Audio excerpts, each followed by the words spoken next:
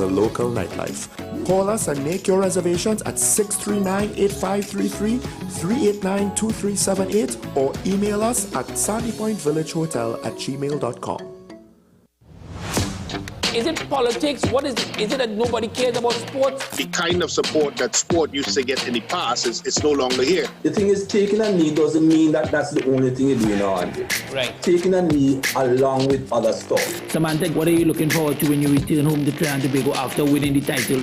Thank you very much for speaking it into existence. Is there no pressure on Nicholas Paul? It makes me more motivated to work hard and to go out there and rep the white and black. Why are we sending a team to the Winter Olympics? There are a number of Trinbagonians who are in the diaspora and have grown up in winter sport. It's an opportunity that the Trinidad and Tobago Olympic Committee will not close the door on. I also believe in the players that we have. Once you can motivate the players, you can get the best out of them.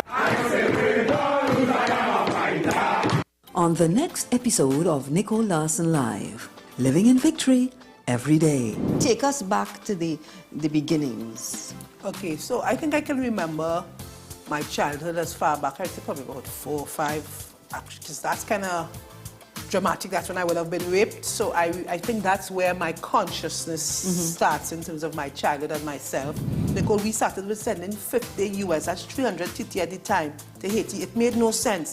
I didn't even want to do it because I thought what difference that could make. And sometimes we undervalue what our contribution is. There are significant benefits to operating one's charitable or ministerial work under a non-profit organization.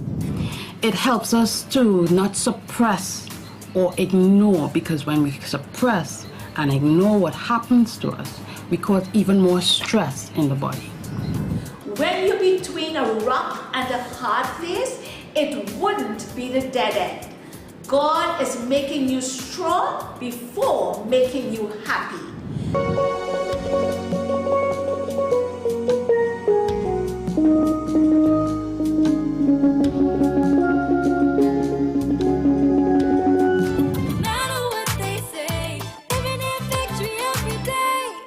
Nicole Larson Live, Living in Victory Every Day. Every Sunday at 8 p.m. and Wednesday at 4:30 p.m. on WESN.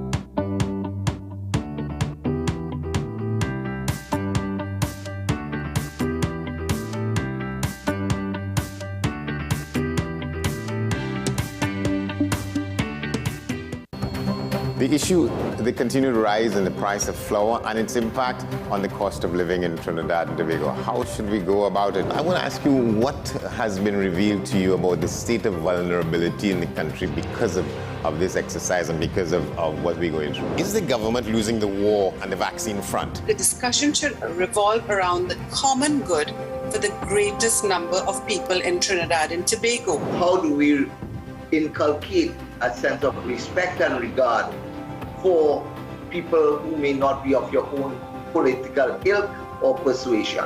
The communities are now being used by political opportunists. So when the tables are turned, it's the same way. Okay, this has been 10 Questions. I'm Andy Johnson, and we'll see you next time. Take some time for yourself or spend some time with the family at Sandy Point Village Hotel. Enjoy our various studio and suite apartments, self-contained with their own kitchenettes and Wi-Fi. We also have our famous 100-foot swimming pool and our beachfront restaurant, the Steak and Lobster Grill. And our location in Crown Point puts us near the center of activity, from the nylon pool to the local nightlife. Call us and make your reservations at 639-8533, 389-2378, or email us at sandypointvillagehotel@gmail.com. What's the best way to grab the attention of viewers? Please exercise more patience. You have to be kidding me. Doing what we do best. I'll say at the very least it's a conspiracy of laziness against the people. Join me, Keaton Shaw. And me, Sean Michael Small, for Talking Point. weekdays from 8 a.m. to 9:30 a.m. We go in-depth on the trending issues and engage the most controversial newsmakers as we get them to account to the people for their actions. You can't go to the government with nothing. You can't go to cabinet with an empty hand, with a wish. I'm glad that we're having this a sober, mature discussion. In the present situation, I expect a continuation of the chaos. Join us for the discussion, Mondays to Fridays, only on WESN, the content capital.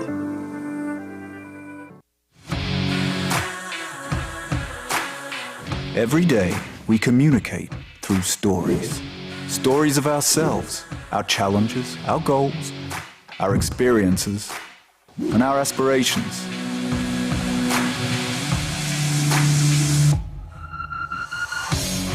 Storytelling is an art that we have mastered. WESN Film Studios comprises a collaborative team of experts with extensive industry experience locally, regionally, and internationally.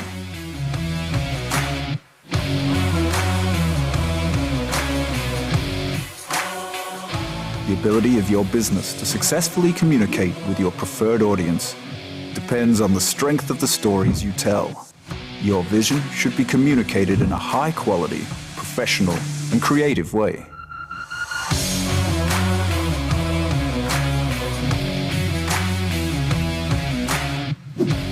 From concept to post-production, advertising to film, multi-camera productions, live events, streaming, and virtual conferencing, we are WESN Film Studio. Let your own unique voice be heard and your vision realized. Call us today at 628-5835 for your next production.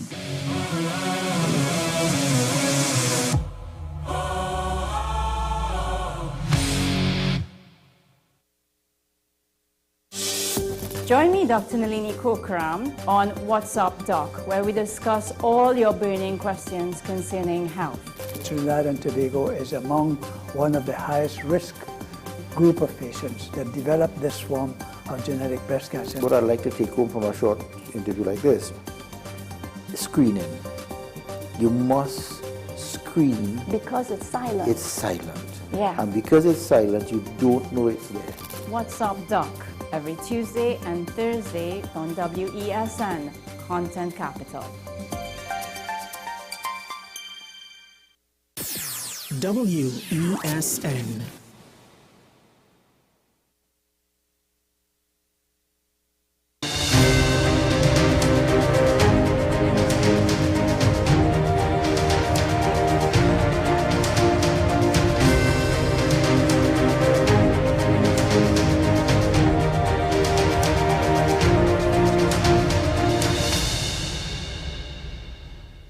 Hello there and welcome to AM Prime on WESN Content Capital. I'm Keith Shah and thank you for joining us this morning. Well, the delayed start is due to some rather odd circumstances. Making my way to Port of Spain this morning, actually, there seem to have been some very peculiar issues with the traffic lights, starting actually from the Port of Spain market, that intersection between the turn from the bus route on Abattoir Road onto Ryson Road. Those traffic lights come all the way up to the intersection between Ryson Road and Colville, where Power Gen used to be. It seems as though the traffic lights, this is nothing new by the way, this has happened on a few occasions previously, mostly in the night though, but traffic lights are, well, they're switching between red and green every 15 seconds. So whilst there probably wasn't traffic coming into Port of Spain, there wasn't actually much traffic coming into Port of Spain. It caused a pile-up as you approached the Port of Spain market just outside the East Rye River Industrial Estate in Sealots. So it's very stressful actually, especially knowing when you have responsibilities, and we've always spoken on this platform as well as another platform on Talking Point about how the inefficiencies of our road networks and traffic systems actually lead to a decline in business or business opportunities. And I suppose this morning that's just a further example Not sure what caused it. Don't want to lay any blame as yet. I hope it's rectified soon because rush hour traffic actually is going to start now if it hasn't started already. But just to bring you up to speed with what's happening out there this morning as you make your way into Port of Spain. You're going to have to be a bit more patient this morning than usual. But anyway, before we welcome our guest to AM Prime this morning, where we will be speaking about the 18th Annual Trinidad and Tobago Film Festival, and we will be speaking to the director as well as the lead actor of the film, Doubles, which is a follow-up to Doubles with Slight Pepper. I thought we would take a look at what's taking place here in TNT in regards to the latest news. And the headlines this morning actually surrounding very unfortunate circumstances in regards to the police service. They were actually thrown into shock and mourning. A woman police constable killed a fellow policeman said to be her husband and then turned the gun on herself in an apparent murder-suicide at her house in Chagonas. The officers identified that of WPC Josette Marshall and Corporal Dwight Skeet. Now, according to police reports, head of the Homicide South Unit, ASP Steve Passard, said at around 2:25 p.m. yesterday afternoon, police received a report of a homicide at the corner of Opal and Kestrel Boulevard at Edinburgh 500, which is a stone's throw away actually from the Edinburgh 500 primary school. On arrival, they discovered the two bodies on the first floor of the two-story house. It's stated that woman police constable Marshall worked at the police administration in Port of Spain. Well, it suggests, according to the reports thus far, that she drew her personal 9mm firearm and fatally wounded Corporal Skeet, who worked at the Court and Process branch in Port of Spain. She then turned the gun on herself. Skeet's body was found in a bedroom, while Marshall was found slumped in the corridor. It's most tragic anytime you read news of such instances here in TNT, and it's absolutely horrible, the news that the families would have received, and we send our condolences out to them. A large crowd actually gathered outside the house yesterday as police made their way to the scene and the bodies were removed. There are lots of conversations circulating on social media surrounding the circumstances because it has been stated as a murder-suicide. I don't want to actually get into any of those conversations this morning. I don't want to push any of those narratives. Quite a lot of heavy debate, I suppose, coming from all factions around Trinidad and Tobago as to the circumstances. In some instances, I must say, it's rather disheartening to see how Trinidadians are actually, there's some who are making jokes of this. There's some who are making some very, very... It's insulting. It's very insulting, the jokes. But putting all that aside, one, mental health is a serious issue.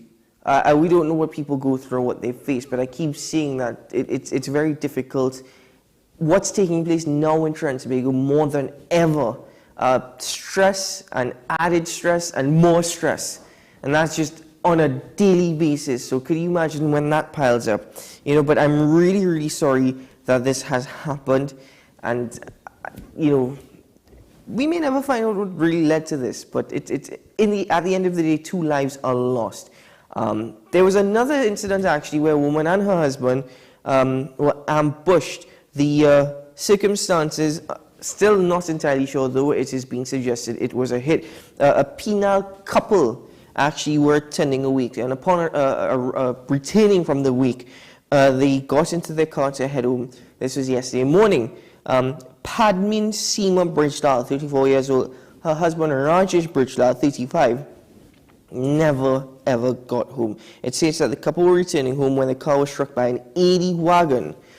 The occupants then got out of the wagon and opened fire on them not far from their home. Well, the husband was rushed to the San Fernando General Hospital where he's in critical condition, still receiving treatment. The wife, unfortunately, Padmin Seema Bridgelal, she passed away. Residents told police at 1:30 a.m. They were awakened to the sounds of rapid gunshots from high-powered guns. He said he observed 2 men of Hispanic descent walking west along the road, and shortly after, a silver Nissan Note vehicle picked them up. Again, conversations circulating on social media, as well as commentary on news articles themselves, with people highlighting the continued violence associated with, well, what deems to be Hispanic nationals. That is what is being touted out here. Again, there are lots of concerns whether or not there is the continued influence of Hispanic gangs in Trinidad and Tobago. This is just another story that, unfortunately, I could report to you on. I could bring you the news. You probably already heard of it, but it's just going to go into the archive. So I really hope something is done in terms of the investigation, and we get a lot more. There's also criticisms surrounding a beauty pageant here in Trinidad and Tobago with a Venezuelan national who actually won that beauty pageant. It's led to a lot of debate and a lot of criticisms on social media. But I tell you what, we're going to pause there.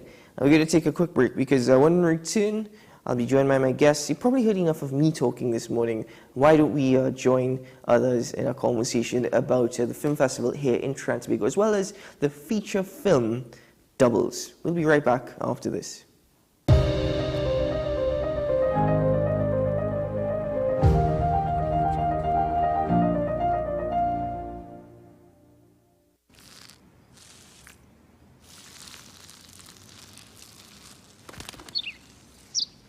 Maybe he landed here totally by coincidence. But if by chance he's admiring your fresh coat of Benjamin Moore soft sky blue, well, that's a pretty high compliment. Coming from an expert.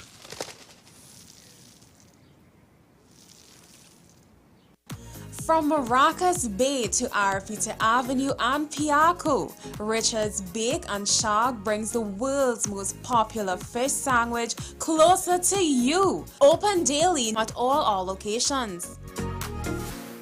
Let the home store turn your house into a home you love. Get everything you need to give your home that special look and feel. We offer household items, lawn and garden, paint center, hardware, plumbing, lighting and electrical, toys and storage solutions. 5 convenient locations: 6th Avenue Barataria, The Falls at Westmore, Pennywise Plaza Shoguanas, C3 Center Branch and C3 San Fernando. Check out our Facebook page for more information and come visit us today. The Home Store. Turn your house into a home you love.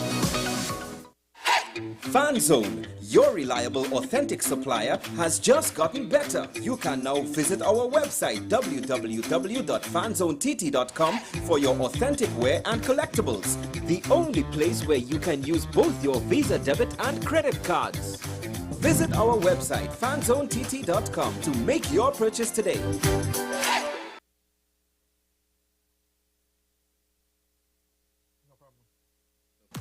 From Maracas Bay to Arafita Avenue and Piaco, Richard's Bake and Shark brings the world's most popular fish sandwich closer to you. Open daily at all our locations. If these walls could talk, they'd cry uncle. They didn't plan to become offices or yoga studios.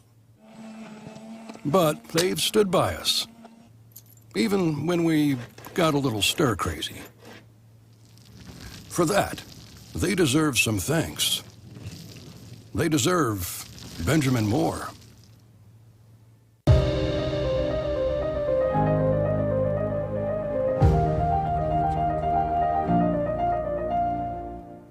Welcome back to AM Prime. Well, the 18th edition of the Trinidad and Tobago Film Festival is to premiere, is to be launched, and the feature film Doubles, including several local short films, will feature at September 20th at Queen's Hall in St. Anne's. Now, this morning we're joined by the writer and director of Doubles, Mr. Ian Harnarain, as well as the lead actor for the main character, Danny, Mr. Sanjeev Pudu. They're both with us via Zoom. Gentlemen, good morning. Welcome to the program. Good morning. Thanks for having us. Good morning. Good morning. Happy to be here. Well, guys, thank you so much for joining us this morning. Mr. Harnarain, before we continue, in your own words, could you just give us a brief synopsis of the film Doubles? Sure, yeah. So The movie's about a doubles vendor from Trinidad, played by Sanjeev Buru, and he has to travel to Canada to confront his estranged father, and together they reform a relationship back together again. Now, what's most interesting is that being an individual who was born in Toronto to Trinbago parents, actually, and this is something that has been focused a lot greatly in interviews with the media, how are you able to actually put all your experiences growing up in a Trinidadian household, an individual born in Canada, into this film? Trying to struck everything about Trinbagonian culture, as well as all the emotions that go with it, into this short film. That's a great question. So it's a feature film, but also it's just, I grew up around an army of cousins and uncles and aunts, and everybody is still going back and forth a lot. We also spent a lot of time in Trinidad with family and whatnot. I've always considered Toronto to be a suburb of the Caribbean, just because a huge part of the diaspora exists there, whether it's Trinidad or Tobago or Jamaica, Guyana, whatever. The city itself has such a huge Caribbean population and Trinidad population.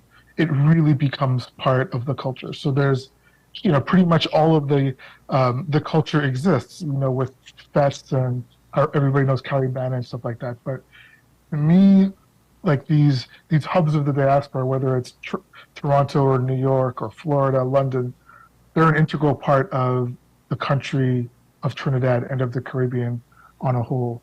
So it's not very difficult to be absorbed and be a part of the culture, even though you are, thousands of miles away at times. Well, they always say wherever you go, no matter where, you will always find a Trini, always there. Sanjeev, good morning, my friend, and welcome to the program. It's good to see you. You're the main actor for the lead, Danny, in the film, and this is your second role, because you in the first film doubles with Slide Pepper, if I'm not mistaken.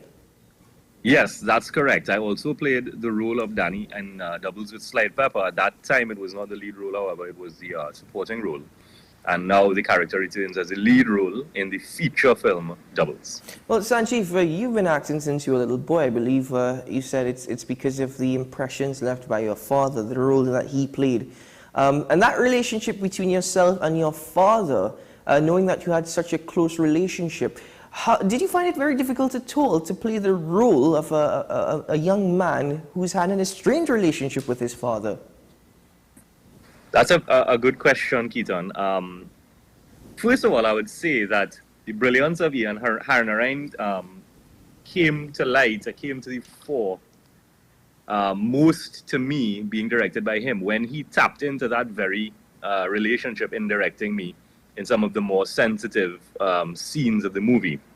And I must commend Ian for that. I certainly learned a lot by his direction. But to answer your question directly, I did draw a lot on the relationship with my own father, which is, as you said, a very positive one.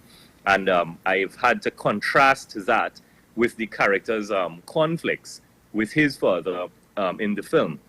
Also, very fortunately for me, however, I have known the actor who played the father role in the movie for a very long time. He is veteran actor Errol Sitahal, who has been around me for most of my life because he's a very close friend of my father, having introduced my father to theatre at QRC in the 60s or 70s when he was a teacher there and my father was a student there. Oh, wow. So that you do have some level of relationship with Mr. Sitahal going into the film, which obviously will help. But coming back to you, Mr. Harnarine, and speaking about that aspect about cultural identities, even details in the film, you've noted that the film has a lot of very serious elements and a lot of emotion. But there are also funny parts to it, jokes in it that only a Caribbean audience will understand. So then, how is this a film for a global audience? That's a great question. So, what I've learned is the success of the short film, many years ago, is that people are really interested in the culture, but what people are going to really care about and what people are going to really remember is the emotional story, right? And ultimately, this is a story about a father and son. And most people in the world can relate to that in one form or another, whether they have a relationship, it's mother-daughter or what have you. It's a fundamental human relationship that I think everyone can resonate with. But as for and so for me, that's like the core of the film, is making sure that's important and that reaches people, because ultimately that's what's going to play to a global audience. Yes, sure, there's a lot of things for a local Trinidadian Caribbean audience, whether it's, the mentions of food or the music or of different parts of the culture, which the nuances people will understand, but the human story is what people will around the world will gravitate to. And I remember, historically with the short, is that I was fortunate to screen this film, around the world. It won all of these awards in Canada. It won like the Canadian Oscar. It screened across America on PBS. And I was able to go to all these smaller places in America, and they got it. I remember like going to a screening in Alabama, and this old white lady came up to me afterwards and said how much the film resonated with her and how much it meant to her. And she couldn't find Trinidad on a map, or let alone know that there are Indo-Caribbean people in the world. But somehow she still understood what the movie was about. Is that something that is very easy to achieve, Mr. Aaron? Appealing to that human connection, to the human emotion. How do you even go about doing such, executing that through a vision and through sound in a short film? It's difficult. It's hard. But frankly, the real burden is placed on the actors to do that, right? And this is where, Sanjeev's work and Errol Sitahal's work is crucial, because, it's me behind the camera and I've written the script, but it's up to them to perform it. And if their performance isn't true or heartfelt in any way, then the movie just doesn't work and it doesn't exist. So that part of the question is, the answer is really simple. It's up to Sanjeev and it's up to Errol to make that happen. Sanjeev, could you answer that question for me, my friend? I will try. I can agree with you on that. It is not an easy feat. It is. It takes getting way deep down within the most vulnerable parts of yourself and bringing that forward, relying on your experiences, the good, the bad, and really trying to place yourself in that character's position. And also do all of that whilst you're in a room with 20 people, all of whom are doing their own jobs. In addition to which, you're doing that with somebody who is interacting with you. You don't want to throw them off. You have to respect the fact that they are doing the very same thing as you. They are down in their most vulnerable space, So it's not an easy thing. However, it is certainly one of the most fulfilling experiences I have had so far.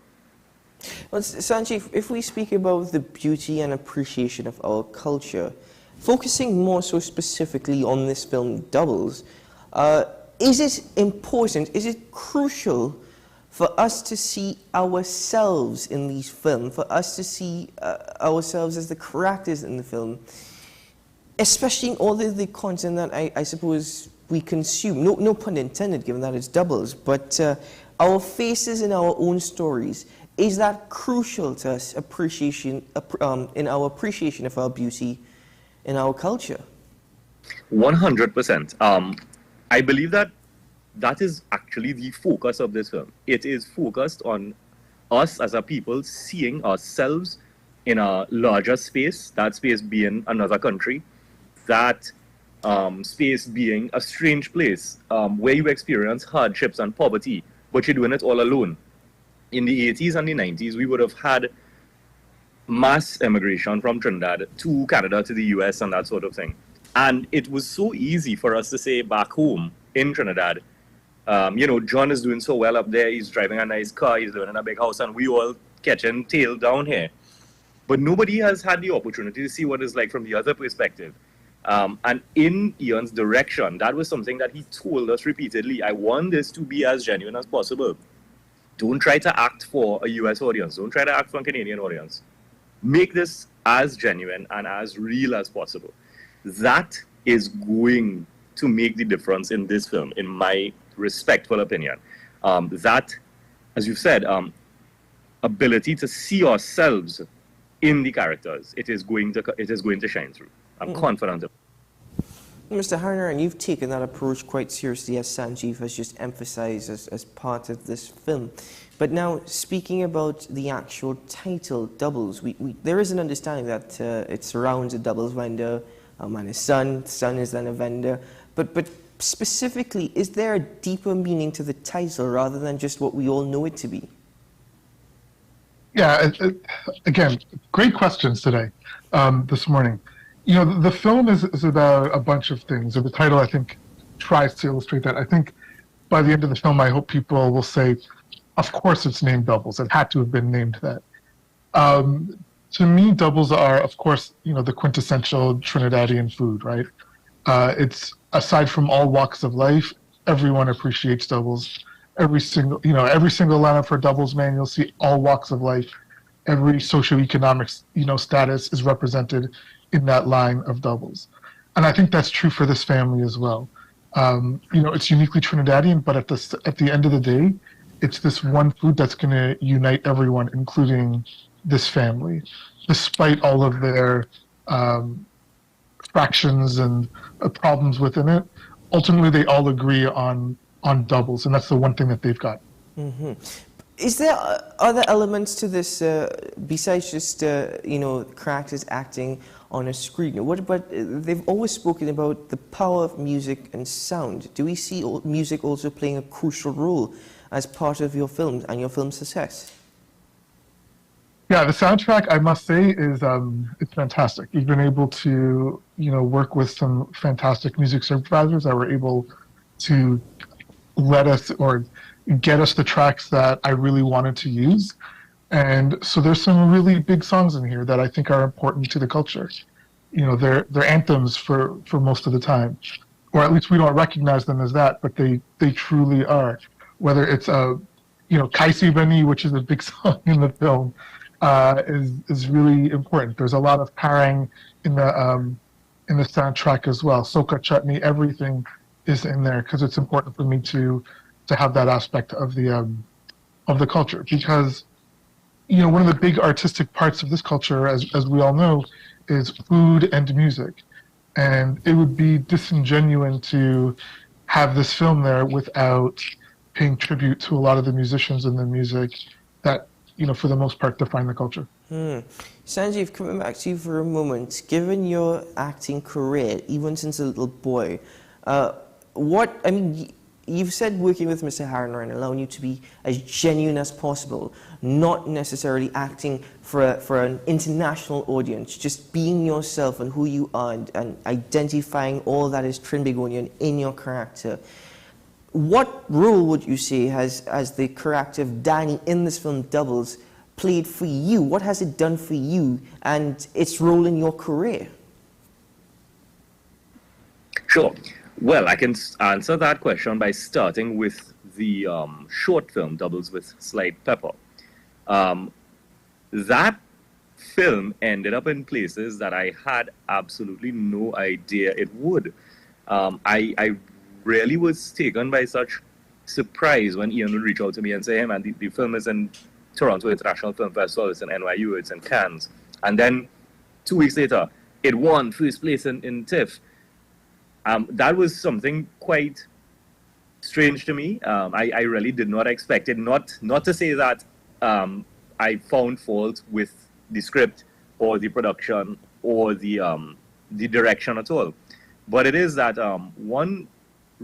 I certainly could not expect the film to do as well as it did. So I have to compliment Ian and his team for that.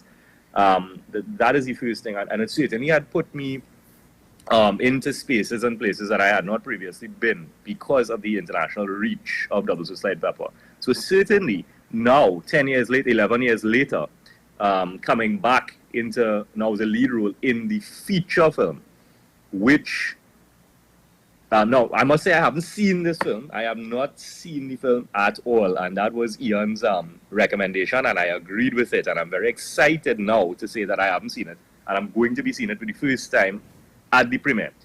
So it's difficult for me to say now where it's going to place me without having seen it. But if it's going to be anything like the short film, and if it's going to have any sort of reach like the short film, I certainly expect that it is going to do a lot for my career. But it is more important to me that this film does a lot for the talent in Trinidad, for Trinidadian actors, for Trinidadian artists, and for Trinidadian producers, and those who are behind the camera, so to speak.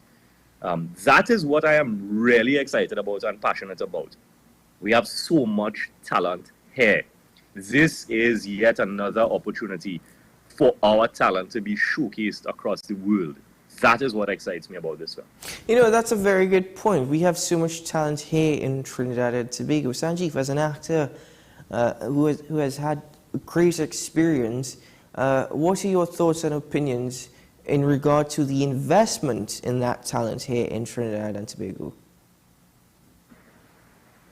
That's an excellent question, which I don't think I am well placed to answer, but I will certainly do my best. I have been an actor since the age of 6 or 7 years old, mostly stage acting. But between then and now, I have seen a vast transformation of the industry. I have seen the government's investment, to use your word. I have seen various ministries take the opportunity and the mantle to push art, to push culture, to send people to be trained. I mean, we've seen the development. Keaton and I mean, we were in university around the same time, and we would have seen in UE how many programs were introduced over the last 20 years, even at the UTT. Even recently, we've seen the Southern Academy for Performing Arts and the National Academy for Performing Arts. They've installed a board. They're now statutory bodies. I am of the view that government is making as good an effort as they can given all these circumstances, and I'm of course talking about the global circumstances. I think that they're doing what they can to support the art form.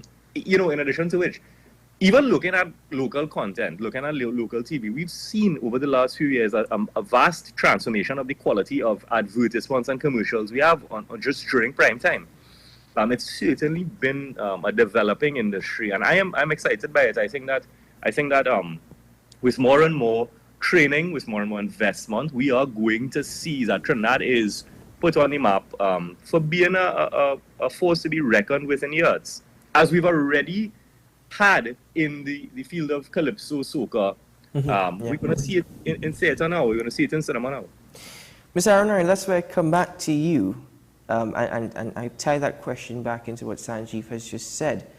Part of our culture and part of who we are as a people, not only in Trinidad and Tobago, but rather the Caribbean, is our storytelling. Some people have argued that we're experts when it comes to stories. We can stand up and that's where Calypso came from. We were able to tell stories just through song.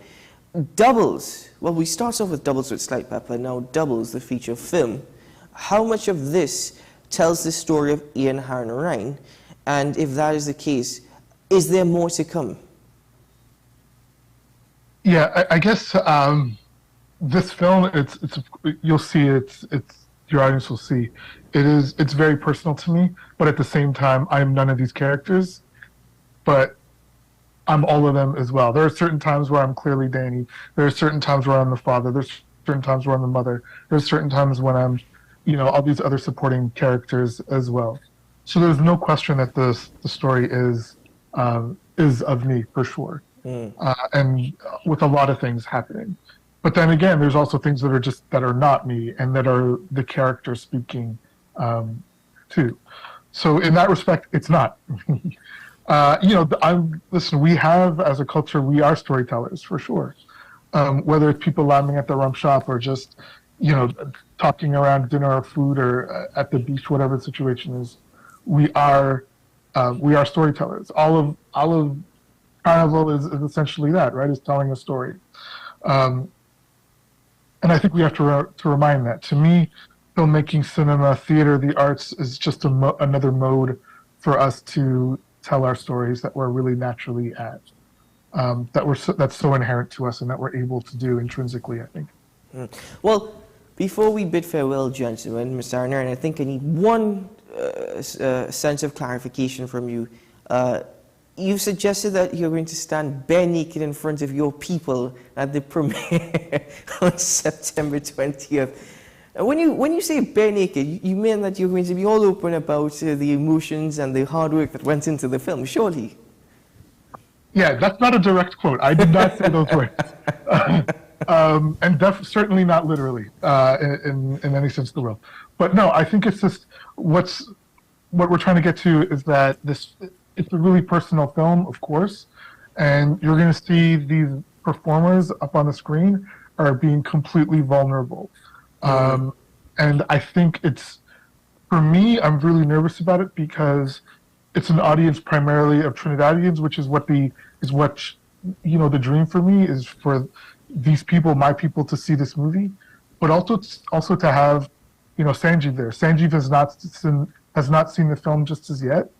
His opinion really matters to me in this, and I can't wait to see what he says. My worst case scenario is that he hates it and doesn't want to have anything to do with it. But I have a feeling he's going to like it, and that's going to mean a lot to me. I can tell you one thing, you're going to get a lot of hard work and a lot of drive from Sanjeev. Sanjeev, before we bid farewell, this premiere of the Trans-Tobago Film Festival takes place at September 20th at Queen's Hall. I don't know if you'd just like to share some information with people regarding where they can get tickets to the premiere. Thank you very much for the opportunity. Yes, so Wednesday, 20th September, 6 p.m., Queen's Hall. Tickets are available on their online platform, which is found very easily at the TT Film Festival's website. It's an online purchase. You can pay with your credit card, your debit card. You get a virtual ticket. So there is no need to rush down to Queen's Hall to try to get a physical ticket. It's very convenient and easy. I am not involved in the film company or the film festival. However, I've been told that there is a lot to be expected. It's a red carpet event. It's going to be very much like what you see on TV. Certainly that's what I expect. But more importantly, I would encourage Trinidadians, Tobagonians to come out and support your local content. Come out and support your local artists. You're going to be able to see a veteran like Errol Sitahal, who has his roots in Gael TV. I mean, he's been on the screen for all our lives, us 90s children. To see Errol on screen at the age of, well, let me not disclose the man's age, but, to see Errol on screen is going to be a big deal. To see Ian's work is certainly going to be a big deal. Come out and support. Yeah, support a good showing. Can I just jump in really quickly? I just want to highlight just the work of Errol Sitahal because I'm going to say this right now, I think after people see this film, they'll agree. This is Errol Sitahal's best work that he's ever done. There's no question, 100%. This is Errol Sitahal's best work. And I'm really excited for people to see it. The website is ttfilmfestival.com, and you can go to that website and you can link to where you can purchase tickets and find more about the film and other films that are going to be screening at the festival too. Gentlemen, to all those who played a pivotal role in this production, Mr. Ian Harnarain, Mr. Errol Sitahal, Mr. Sanjeev Boodoo, and to all the other actors and actresses, all the other producers and directors behind the scene and the executives, congratulations. Congratulations on a work well done. Looking forward to the premiere. In fact, I find it quite amusing and rather surprising, but at the same time most intriguing that Sanjeev, this will also be the main character in this film. It's going to be the first time he is seeing it as well. So we look forward to that reaction indeed. But gentlemen, congratulations to you both, and thank you very much for joining me this morning. Hey, thank you so much. Really appreciate it. Thank you very much for the opportunity. Well, that's Mr. Ian Harnarain and Sanjeev Boodoo of the film Doubles. Looking forward to the premiere on September 20th. The Trinidad and Tobago Film Festival runs from September 20th to 27th. Starts at Queen's Hall but there will be features at Movietown, Nallis, as well as the University of the West Indies, the film department. There are also supposed to be special features at Fatima College. But ladies and gentlemen, you heard it. We are great storytellers and we have a lot of local talent. So come out and support. Ladies and gentlemen, we take a break here on AM Prime, and when we return, well, we'll welcome our other guest in studio this morning with a bit of a surprise. We'll be right back after this.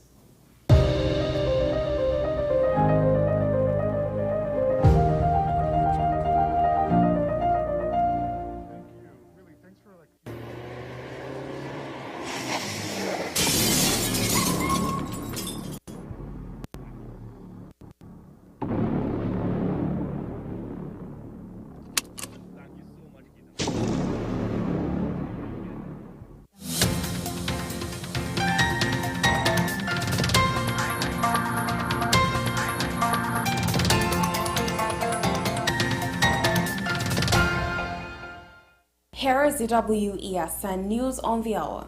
I'm Sira Ali. Thanks for joining us. Here are the headlines. Heated online discussion sparked over Venezuelan national representing TNT at the Miss Grand International competition. 2 held, firearm and narcotics seized in the Northern Division. And internationally, a woman who died during a BBL operation in Turkey was not told of the risk about the procedure. Now for the details. Milady Materano, hailing from Venezuela, migrated to Trinidad and Tobago 5 years ago and resides in Diego Martin, emerged victorious at the conclusion of the pageant, which took place at the Banquet and Conference Center, Movietown in Vedas Bay, Port of Spain. According to a report, Materano was originally born in Venezuela and has made Trinidad and Tobago her home for more than 5 years. She is renowned as a businesswoman and model, and notably made a public appearance as Barbie during the premiere of the Barbie movie in Trinidad and Tobago. Materano stood out among the 15 finalists initially chosen for the competition on July 23rd. However, her identity was only unveiled during the grand reveal ceremony held on August 6 at Luna Restaurant at the Falls in Port of Spain. Meanwhile, Stolen Productions Limited said in a press release that it supports its decision to have Ms. Materano as a representative for TNT. The release also states that it is aware of the social media uproar over the decision and has decided to stand by choosing a Venezuelan national, as TNT is a multicultural country. The pageant's website, however, outlined the criteria for persons entering the competition, which states that the person entering must be 18 years and over and must be a born national of Trinidad and Tobago. 2 men were arrested and a firearm and quantities of narcotics seized by officers of the Northern Division during an Operation Blue Line exercise conducted earlier today. Officers of the Pinto Road Police Post K9 Branch, Northern Division Task Force, areas North and South, conducted the exercise on Tuesday, 12 September 2023. During the operation, officers proceeded to the Mausical district where they conducted a search of a large drain. The search resulted in officers finding 1 white crocus bag containing 1 6-saw pistol, 1 magazine, a pistol holder, 10 grams of cocaine, and 4.5 kilograms of marijuana. The same party of officers then proceeded to the Pinto and Arima districts, where they arrested 2 male suspects, ages 21 and 20, in relation to several recent reports of robberies and break-ins in the districts. Investigations are ongoing. Internationally, a woman who died during an operation for a buttocks enlargement in Turkey was not given enough information to make a safe decision about the procedure, a coroner has concluded. 31-year-old Melissa Kerr from Gorleston, Norfolk, died at a private hospital in Istanbul in 2019. Coroner Jacqueline Lake said she would be writing a report for the health secretary to try and prevent further deaths from this risky procedure. Kerr had gone abroad to have what is commonly referred to as a Brazilian butt lift or a BBL, the Norwich inquest heard. Well, that's news to the hour on WESN. I'm Sira Ali. Thanks for watching.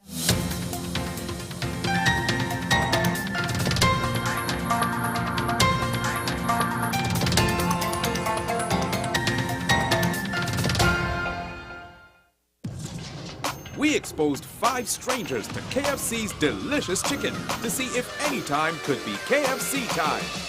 And at the first bite, the party began. We repeated the experiment during the day, during business hours, on weekends, with sunshine, with rain. And it's confirmed. KFC's flavor makes anytime KFC time. KFC, it's finger licking good. Take some time for yourself or spend some time with the family at Sandy Point Village Hotel. Enjoy our various studio and suite apartments, self-contained with their own kitchenettes and Wi-Fi. We also have our famous 100-foot swimming pool and our beachfront restaurant, the Steak and Lobster Grill. And our location in Crown Point puts us near the center of activity from the nylon pool to the local nightlife. Call us and make your reservations at 639-8533, 389-2378 or email us at sandypointvillagehotel@gmail.com.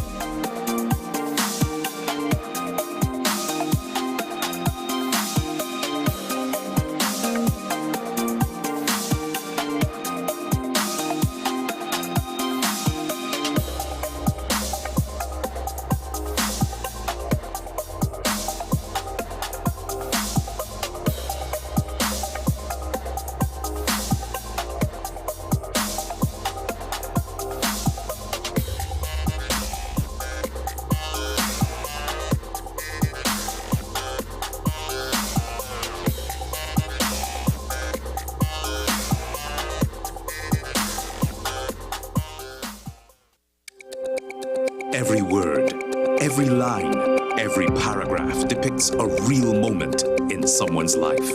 A father, a sister, a mother, a brother. We at Newsday are dedicated to you, the people, and through independent, unwavering journalism, strive to always bring your stories to life. Because your stories are more than just words. Newsday, independent and credible. People really want to know, what about me? Where do I fit? Yes. What is in the ride for me in terms of a better Trinidad and Tobago? And I'm pleased to shed some light on that. The purpose of bail is to ensure your attendance at court. That's it. It is not punitive. It is not rehabilitative. We, the police officers, we are professional, and we are here for whenever the survivor is ready to come forward. We have the right to private and family life, the right to religious freedoms and beliefs and thoughts and expression. But these rights are not absolute. Certain rights can be limited. The law is to govern the whole. It's for all of us in public.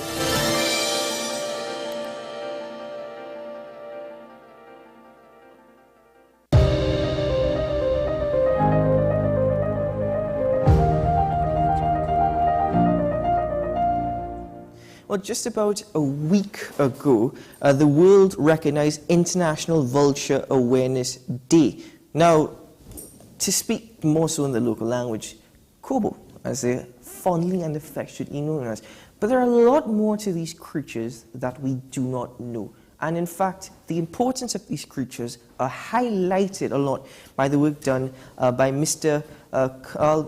Mead. Actually, he's with us here in studio. Forgive me, sir, it's just the tongue twisters this morning. Good to see you. Good morning. Morning. Thanks for having me. Welcome to the program. You do a lot of work in terms of the conversation of wildlife conservation. See, I don't know what's going on. I think I'm just a little excited because of what's to come. So, the conservation of wildlife, and you've done a lot of work as well in terms of educating the population over black vultures, or kubu as they're known here in Trinidad and Tobago. Could you speak to us about why it is critical to continue this work?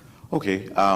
So good morning, everyone out there. My name is Ricardo Mead. I am the founder and director of the El Socorro Center for Wildlife Conservation. And in November, we'll be celebrating 18 years of work, conservation. See, now you got me twisted and all tied up. It happens. It happens. Conversation. We're having a conversation about conservation. Right, yes. So we believe in conservation through education. So for the past 18 years, we have been educating people to the tune of about 489,500 people thus far. That's a lot of talking. So people say, I speak a lot. Yes, I speak a lot. If you get me aside in a corner, even a fete, and you say, hey, you with wildlife? Well, don't get me started, as they say. I will speak from anything from bachak to dolphins, vulture, you name it. Our local wildlife is, such little is known about it, but it's just so exciting. And it seems that we only appreciate it when someone with a weird accent comes in and says, this is the black vulture, native to Trinidad, and then we get excited, okay? But we can speak to ourselves, we can speak for ourselves, and we can speak about ourselves and what we have. So if we say we is Trini and we read black and white, these animals are Trini also. Before our ancestors got here, they were here. This is their land too. They deserve a place. They contribute to the world, to our economy, so much. We need to appreciate them and understand them. But according to a great man, how are you going to appreciate and conserve something that you can't be excited about? Yeah. And that's why Steve, I don't have to say who's Steve, right? Yeah, we know Steve, right? We all know Steve. That's why Steve had this way of trying to get people excited about it. And they actually showed a direct correlation between his work and ecotourism in Australia. He was a driver of billions of dollars into the local ecotourism industry in Australia by himself. So imagine if you have more Steves, if you have more people aware and educated and understanding and conserving. We have such fascinating wildlife right here in Trinidad and Tobago. And if I speak fast, it's because it gets exciting when we start talking about all the different things that we have here that is really Trini and sets us apart from the rest of the Caribbean, and you just try to get it all in, and people kind of feed off of your passion also. I'm like, wow, I didn't know we have that. I never saw that before. I didn't know a vulture could do this. And there is just so much. So when you come to our educational displays or outreach, or we come to your school, your career day, your science fair, what have you, we reach so many people, and so many people leave that event changed. So that was one person who will least likely dump animals, hurt animals, poison animals, you know, all these terrible things that we do sometimes. And these people become better people. And how do we get a better Trinidad and Tobago? With better people. Yeah. With better people. And you know, I absolutely like the energy, and certainly there is a passion and a love for animals. And I like the fact that you're pushing the education drive as well. You said that these animals were here before us. They're a part of who we are. They're part of Trinidad and Tobago. But if we speak about the kobo, or the vulture in particular, there's a lot of stigma surrounding it. And you're doing your best, as well as the volunteers at the Wildlife Centre, to actually change that stigma. How is the vulture important to our environment? What role does it play in terms of our environment here in TNT? Well, when we look at the roles animals play, it's usually based on what they do in the environment. So the vulture has a natural ability to clean, right? Or when we think this is quite opposite to what Trinis think. You say, kobo, they're nasty. Yeah. Quite opposite, all right? Firstly, we do not like to use the term kobo because of already the negative stigma attached to that. So, right, so you start not from a negative point. No, let's start from a neutral point. Let's start by calling the animal by its proper name, black vulture, because kobo is actually French for crow. And we have seen by watching Game of Thrones that is not a crow. So why are we calling it a crow, right? So it's not a crow, it's not a kobo, it's a black vulture. We also have in Trinidad the turkey vulture, which has a red head, sort of like a turkey. Yeah. That's hence the name turkey vulture. And there were a couple sightings many years ago of another vulture called the king vulture. That is believed to have been blown off course by a hurricane, a storm. He just wandered around and got lost like Nemo and ended up in Trinidad. And they saw him. So there was evidence, photographic evidence of him being here. But you will probably never see one again. It may never happen again. But the black vulture is the common one that people call the C word. And we try to avoid that. And what do? Well, they're actually cleaners. They prevent diseases. They prevent suffering among human beings. So there's a correlation between the numbers of vultures in Africa and Asia and the rise of leptospirosis, for example. When the vultures' numbers goes down, that disease goes up. And it's quite simple. That animal has an amazing stomach. Their stomach acid is almost 1, very low, extremely, like sulfuric acid, hydrochloric acid. Very, very powerful. So very little can survive in that environment within their stomach. Whereas our stomach acid is mildly acid. And when you eat a little too much anchor and so on and you burp up and think there, you're like, oh gosh, acid reflux and all that kind of stuff, right? Imagine if the vulture had to go through that. That would be, you say, boy, this is real hydrochloric acid reflux. A totally different category. So things that go into our stomach usually live. A lot of things live, and they either pass out in our fecal matter and then can be transmitted to others, like cholera and so on like that, or even in our urates. Or sometimes we become hosts. It gets into our bloodstream and so on, and then we can pass it on through blood transfusion, fluids, all this sort of stuff. COVID has given us an idea of transmission of diseases and stuff like that. But the vulture now, when it eats stuff and it goes down into that bubbling hydrochloric acid, it kills 99% of all household germs. Oh. So instead of calling him C for Kobo, we might call him C for Clorox, right? He's that good.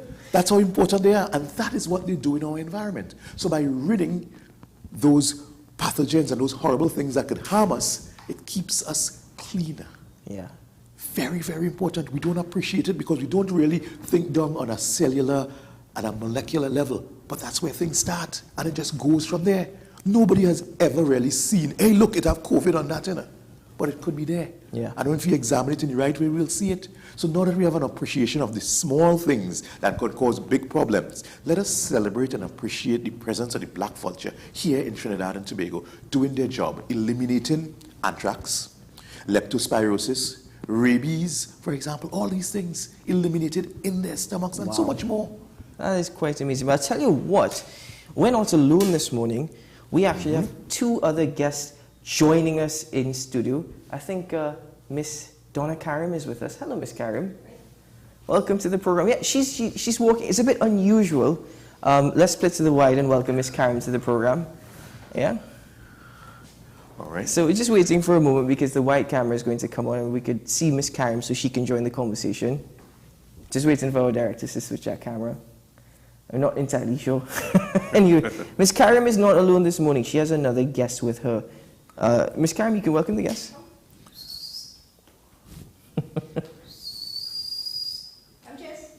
I think Chase is a bit shy this morning. Probably a little cold in studio. It's probably a bit cool. Yeah, he likes his sun in the morning.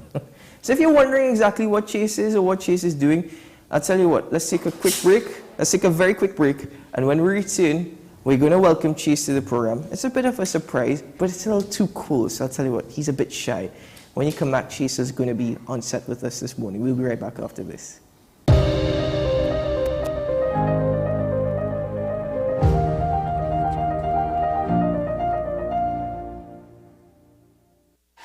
FanZone, your reliable, authentic supplier, has just gotten better. You can now visit our website www.fanzonett.com for your authentic wear and collectibles.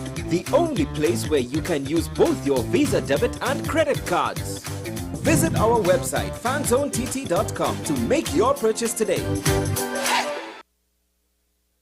Let the home store turn your house into a home you love. Get everything you need to give your home that special look and feel. We offer household items, lawn and garden, paint center, hardware, plumbing, lighting and electrical, toys and storage solutions. 5 convenient locations: 6th Avenue Barataria, The Falls at Westmore, Pennywise Plaza Shoguanas, C3 Center Branch and C3 San Fernando. Check out our Facebook page for more information and come visit us today. The Home Store. Turn your house into a home you love.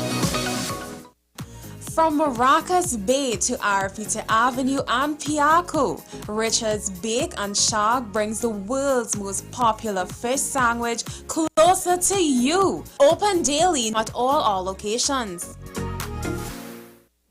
You gave us the inspiration to be first. We gave you the solutions that put you first. You walked with us side by side, and we continue to serve you with pride.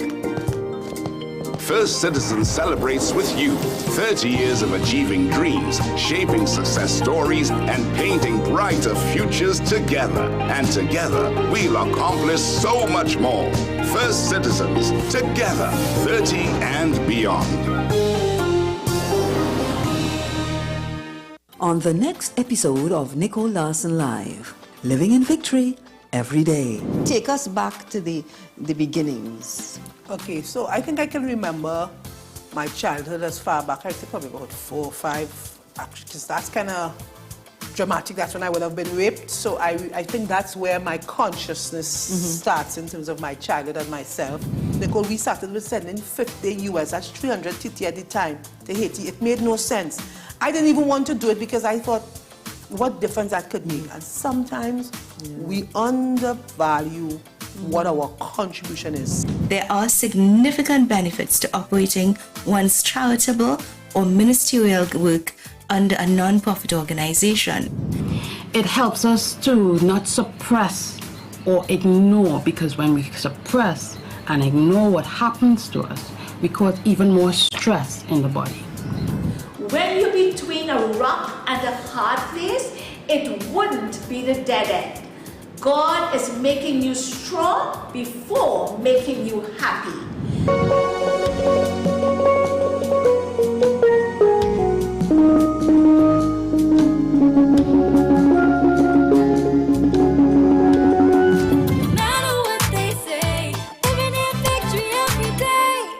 Nicole Lawson Live, living in victory every day. Every Sunday at 8 p.m. and Wednesday at 4:30 p.m. on WESN. My name is Carl Media. I'm the founder and the host of Ever Increasing Voice Ministries. Join me every Saturday and Sunday on WESN, this powerful station, at 9 a.m. on Saturdays, 1 p.m.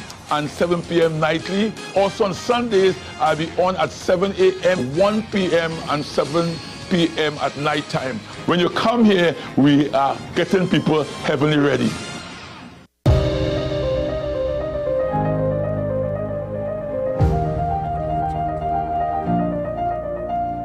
Flashbacks of my father, which is not good. Welcome back, ladies and gentlemen.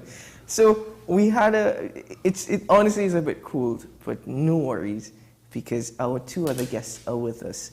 Miss Donna Karim and 6-year-old Chase, six-month-old actually. Hello, welcome to the program. Hi, good morning. You probably wondered, that is Chase, the Black Vulture. He's an internet star actually. Say hi, a social media sensation. He's in the camera.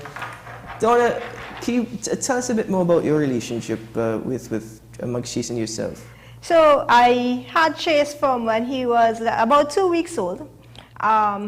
He came in healthy, but however, after a week or so, we noticed that he started developing sores around the face and whatnot.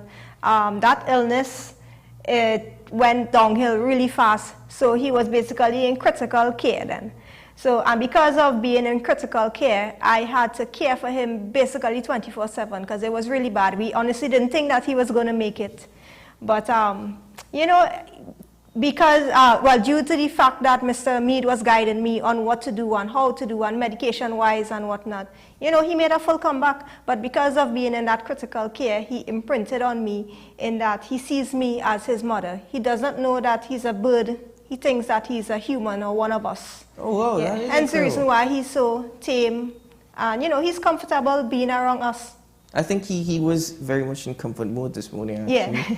Yeah. But apart from him seeing you as his mother, what do you see Chase as? Your relationship with Chase? So I have worked with vultures before, but I've never known them to have such a personality as Chase. Chase has quite a personality. He can be stubborn at times, you know. He can be, he is so intelligent. He knows when it's work mode and when it's playtime mode. So right now he knows his work, but for some reason he didn't want to fly this morning. I guess because he probably had to wake up a little earlier than usual. That's okay, Chase. That's absolutely fine. The fact that he's here, it's absolutely incredible. But this, you know, Mr. Mead, coming back to you, this sort of interaction between animal, and in this instance, Chase, and human being, how much of this is important or crucial to the work that you do and the rest of the volunteers at the center? It is critical. It is actually the most important thing that we do, the education, the outreach, the interactivity, because when you have 90% of the country probably like 99% of the country have negative beliefs, thoughts with regards to this bird. that is going to be perpetuated because they will pass that on to their children. So for example, if you're in a park and you see one come down and nibbling away on some food or something like this guy there, you know, you would encourage your children to do something harmful, to pelt them and chase them, and then they're nasty and stay away from them, when it's not that way at all. You are actually the nasty one who left your tidbits and stuff around, and the bird is doing what it's programmed to do, to clean up after whatever it is out there. So don't call the animal dirty, but you would do that because you don't know, and that's what your parents told you and they told you before. So I ask people, why do you call it a kobo? It's not a crow. Well, that is what they just call it, and we're okay with that. Time for a paradigm shift, time to change the way we approach education also. So it's not going to be in a book. We don't have books about that. We're working on that. But actually getting a chance to meet the bird, see the bird fly. Some people, wow, I didn't realize they were so big. You always seen them up in the sky. We didn't know that they were actually so beautiful. This is an amazing looking animal. We didn't know they were so gentle. We didn't know they were so smart. So it's always discovery at that point. An amazing discovery in a solid way that you can hold on to. So anyone who would have interacted with Chase personally is now a fan. Because they realize, wow. Wow is the word that comes out of people's mouth all the time. When you touch it, oh my gosh, the feathers are so soft here, and they're so firm here, and it's so this. It's just all discovery. And to see that joy on the faces, and you think that was the little kids, that is the big people are talking about. That is the big people I talking was actually about. going to ask Ms. Karen whether or not it's more so children that go towards interacting with Chase rather than the big people. Yeah, I would say kids, but I've had the experience in that where, you know, the kid would be so intrigued by this big bird. Well, he's taking a nap right now, so I don't... That's the personality, because what we were trying to do at the beginning of the show, when we had Mr. Mead, it was just Mr. Mead and I, and we said we have two people join us. It was actually to try and get Chase to fly across the studio and land on Miss Karam's hand. But he says, no, I'm comfortable. She made it to her seat. There was a seat, we had him sitting on a chair, and he says, no, I'm not going to do that. And now, speaking about the personality, he knows he has to work, but he's taking him. It's a lot more common between black vultures and human beings that we know, because I could do that now, actually. Yeah. So we actually have a nickname for him. His handle name is Chase the Trini Vulture. And this is why we call him the Trini Vulture, because he sleeps on the job. Oh my goodness. But lady, gentleman, friend, I would say. Because you're right, it's time to break that stigma. As we are parting ways this morning, and thank you guys so much, not only for the work that y'all are doing, but the mere fact that y'all came out early, y'all brought Chase. Chase woke up and now Chase has gone back to sleep. Please, I would just ask you guys to just speak to the people of Trinidad this morning and leave with them a message about conservation, but more so breaking that stigma, as you mentioned. All right. I would like to be thankful again for the opportunity to be here with Donna, one of our main volunteers, and Chase, our sleep on the job vulture. And thank you to everyone out there in TV land and the internet and so on. It's always a pleasure to have an opportunity to reach and to teach. That's what we do, reach and teach. And if you don't know something, how can you judge it? Do you want someone just looking at you and saying, nah, he doty, she ugly, he's stupid, leave he just there? And then now, if they have an opportunity to meet you, they find, wow, he has a nice personality, this is a nice guy, he's actually intelligent. Do not judge the book by the cover. And with the animals, get to know and understand. Most people don't even know 10 birds that we have here in Trinidad. Yeah. We have close to 500, but most people cannot name 10 birds that we have here in Trinidad. And those, you don't have to go anywhere to see those birds. You know. Those birds come to you, whether you live in Port of Spain, San Fernando, San Richie, Quito, San Grande. They're around our homes all the time. So we need to learn about our neighbors. Who are the birdies in your neighborhood? Thank God you didn't ask me that question. I might have embarrassed myself. Miss Karam, your passing words. I'm all for education, so any opportunity I get to educate, the public about misunderstood creatures that we have, for example, Chase here, our black vulture. I think like vultures and snakes are probably the most misunderstood animals, only because, we don't know much about them. So I will continue to do the work with Mr. Mead in educating the public, that it's all about understanding and knowledge. So that way you get to respect the animal, and you get to learn that we share the environment with them, and we need to learn to live with them. Yeah, and that's a very important point, actually. Very important point. Just before we go, though, can I be an unofficial member? I think I'm matching this morning with you. Ready? This looks like it was by design. It wasn't planned, but I think I think it could work. It's a great color. You just got to get the emblem right. There you go. We'll get patches and distribute them soon. Mr. Mead, Miss Karen, thank you so much, guys. This has been absolutely wonderful. Oh, Chase has woken up. Thank you too. You see, I didn't thank him, and he's like, what about what I did this morning? Right, yes. Thank you, Chase. Thank you, Chase. Forget it now. You can go back to sleep now. It's like, I'll just get myself ready, go back to sleep. He's just, ladies and gentlemen, thank you for joining us on AM Prime this morning. I'm Keaton Shaw. Have a great day. We'll see you again tomorrow morning. Bye-bye.